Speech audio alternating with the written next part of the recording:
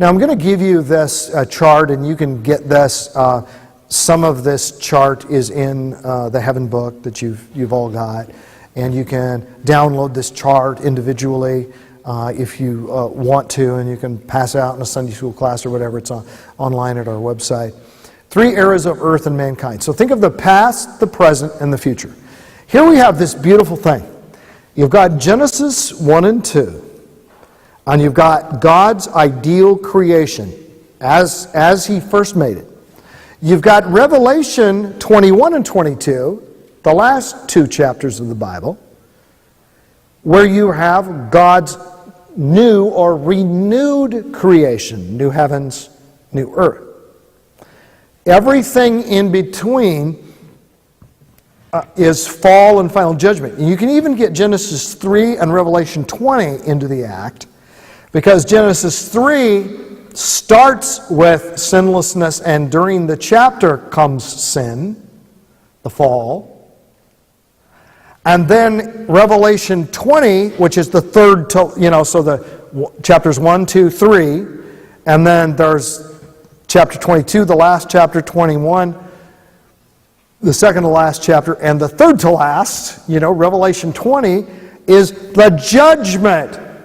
Sin comes into the world, Genesis 3. Sin is decisively judged and ended, Revelation 20. All was good before Genesis 3. All will be good for God's children after Revelation 20. And everything in between, Genesis 3 to Revelation 20, is fallen mankind, fallen earth. And so in the chart, you see the idea. Here's the original, and then there's the fallen, and then the future has resurrected mankind, resurrected earth. In Genesis 1 and 2, God delegates reign to innocent mankind. And now in the present era, we have disputed reign with God and Satan and fallen mankind. And then what do you see in Revelation 21, 22? You see the servants of God serving Him on a renewed, resurrected earth for all eternity, having righteous dominion over the world to the glory of God. Sound familiar? Like what God commanded in Genesis 1 and 2?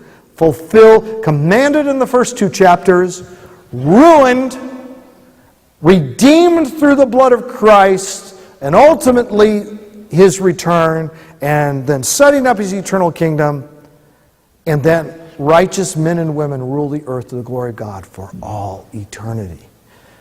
Satan didn't win. He won't win. God wins. And you know what?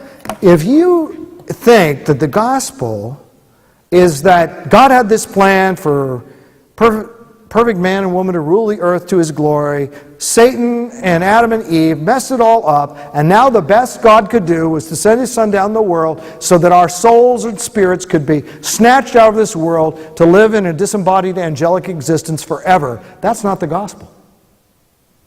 That's got part of the gospel in it, but it's a very truncated gospel. Because Jesus didn't just come into the world to redeem us. He came to redeem the world itself. And we'll see that in Romans 8, which is so emphatic on this subject.